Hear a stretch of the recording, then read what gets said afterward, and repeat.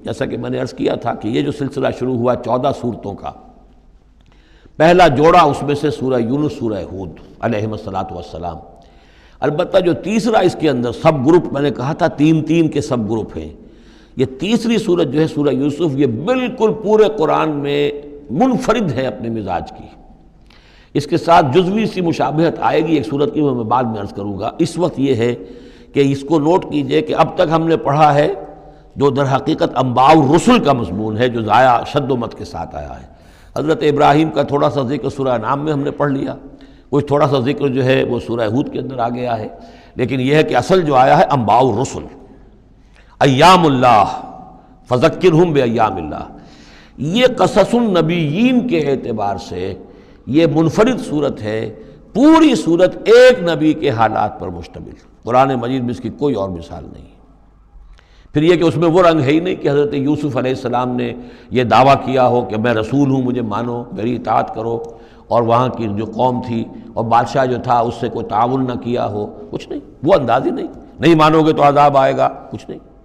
تو نبی میں اور رسول میں جو فرق ہوتا ہے وہ بھی آپ کنٹراسٹ اچھی طرح سمجھ لیجئے۔ حضرت یوسف نبی تھے، رسول نہیں تھے۔ رسول بنا کر جسے بھیج دیا جاتا تھا وہ تو پہلے کہتا تھا مجھے مانو، میری اطاعت کرو، ان اعبدوا اللہ واطیعون، اللہ کی بندگی کرو، میری اطاعت کرو، اللہ اللہ اور خیر صلی اللہ، اس کے بعد اگلی بات ہوگی۔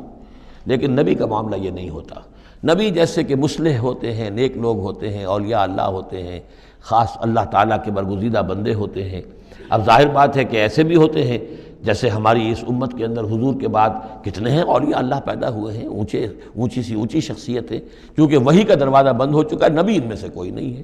لیکن انبیاء بنی اسرائیل جو ہیں وہ گویا کہ اولیاء اللہ ہی تھے زیادہ تر، لیکن ان پر وحی بھی آتی تھی، وہ تسلسل جو ہے وحی کا چل رہا تھا۔ لیکن رسول وہی تھے کہ جنہیں تعین کے ساتھ کسی قوم کی طرف بھیج دیا جائے۔ حضرت یوسف کے جو یہ واقعات یہاں آ رہے ہیں اس تفصیل کے ساتھ، اور پوری صورت نازل ہوئی ہے، اس کا ایک سبب ہے۔ میں نے آپ سے عرض کیا تھا کہ یہ جو آخری دور تھا مکی، آپ کے قیام مکہ کے دور کا، زمانے کا، تو اس میں یہ کہ چیزیں پہنچ چکی تھی مدینے میں بھی خبریں، اور مدینے میں اہل کتاب کے یہود کے کان کھڑے ہو گئے تھے۔ اب انہیں تو امید تھی، منتظر تھے، نبوت تو آخری ظاہر ہونے والی ہے، لیکن سمجھتے تھے ہم میں سے ہوگا۔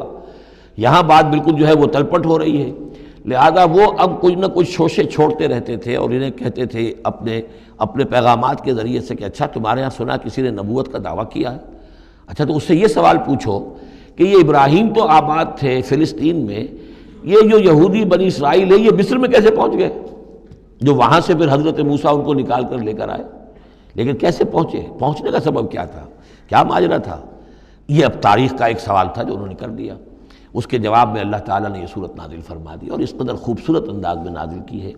اور میں آپ کو ایک اور بات بھی بتا دوں کہ میرا قرآن مجید کے ساتھ جو معنوی تعارف ہوا ہے پہلی مرتبہ صحیح معنی میں، وہ اسی سورہ یوسف کے حوالے سے ہے، اور سورہ یوسف کی تفہیم القرآن مولانا مودودی کی۔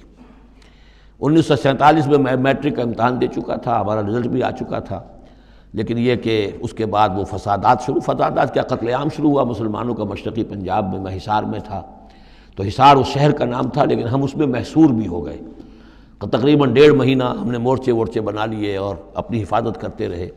اس دوران میں ظاہر بات ہے کرنے کا کوئی اور کام تھا، وہ تو جو بھی مورچوں پر جن کی ڈیوٹی ہے وہ مورچوں پر کھڑے ہیں، باقی کوئی کام نہیں۔ تو میں اور میرے بڑے بھائی اس زمانے میں پھر ایک مسجد کے اندر بیٹھ کر، چونکہ انہوں نے بھی، وہ مجھ سے تو ویسے 6 سال بڑے ہیں، انہوں نے بھی جب میٹرک کیا تھا تو عربی پڑھی تھی، اور میں نے تازہ میٹرک کیا تھا، اور میرے پاس بھی عربی کا مضمون تھا، تو پھر یہ ہم پڑھتے تھے۔ اور ترجمان القرآن جو مولانا مودودی کا رسالہ تھا، اس میں ان دنوں تفہیم القرآن میں یہ سورہ یوسف کی تفسیر شائع ہو رہی تھی، تو ان دنوں ہم مسجد میں بیٹھ کر یہ سورہ یوسف تفہیم القرآن سے، پھر چونکہ مجھے کچھ عربی آتی تھی اور تازہ تھی، اچھی تھی، تو اس میں یہ کہ ہماری گفتگو بھی ہوتی تھی، مذاکرہ کرتے تھے۔ تو اس طریقے سے جو پہلا بیرا، اس سے پہلے بھی بہرحال یہ کہ قرآن ہے، اللہ کا کلام ہے، اللہ کی کتاب ہے، ہمارا اس پر ایمان ہے، کچھ اس کو سمجھنا، کچھ پڑھنا، یہ تو تھا، لیکن جو ایک معنوی ایک ربط قائم ہوا، ذہنی رشتہ، ایک قلبی رشتہ، وہ در حقیقت سورہ یوسف، اور سورہ یوسف کی بھی وہ تشریح و تعبیر کے جو مولانا مودودی نے تفہیم القرآن میں کی۔